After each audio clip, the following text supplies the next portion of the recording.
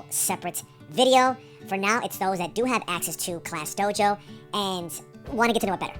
So, let's begin. We have here, once you log in, you can set your computer to have you automatically log in. Makes your life much easier.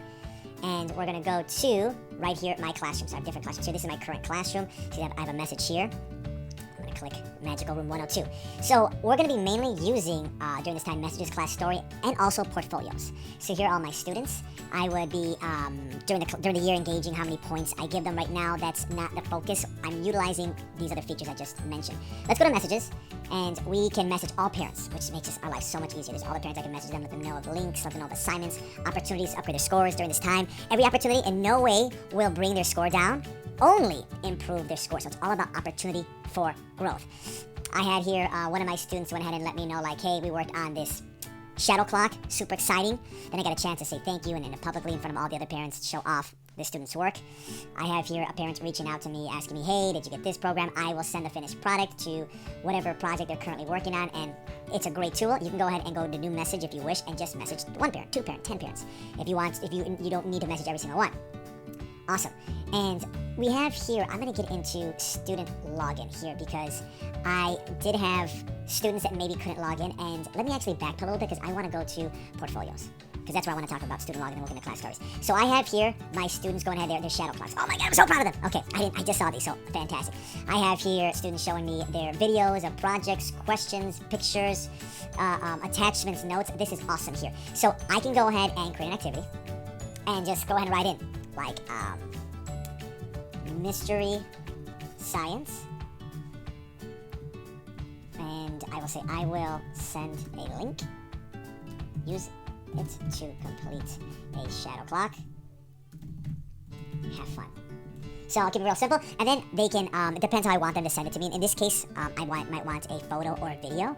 I can click any one of those, and even they can actually still send you, like if you click video and they just want to send you a photo, this is an option, drawing's an option as well, then you assign to the class. And I've done this a bunch of times throughout the years where I have all these questions on the side here. And the cool thing is you can go straight to that. Let's say it was like this question.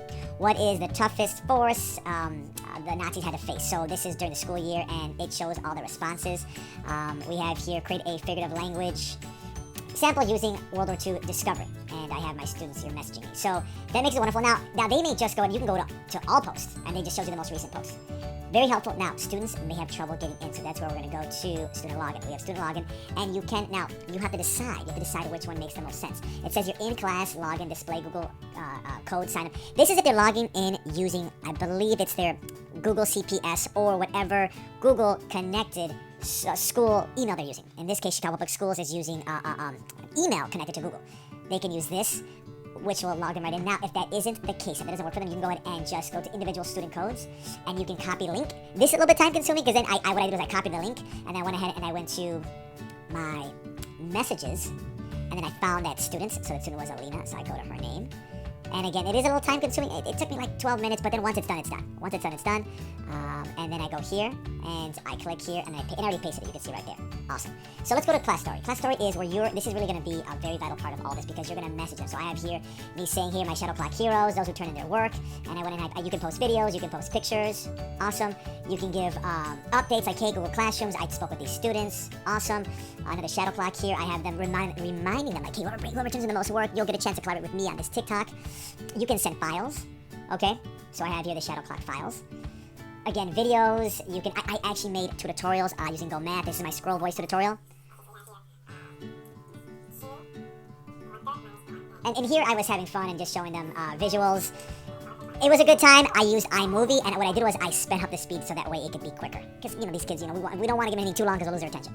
So, there you have it. Now, when you do any of these things, it tells you right here. Photo, you click photo for record. You can go ahead and you can click record and allow to use your microphone camera. Now, this is going to be if you want to record from your computer.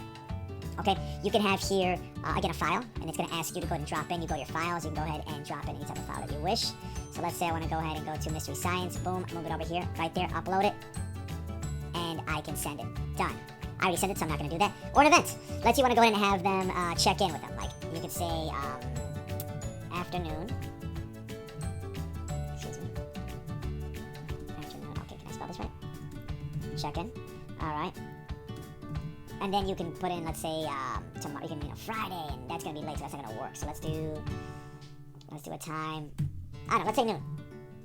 right, or afternoon. So let's say 2 p.m. not a.m. Let's do a little bit.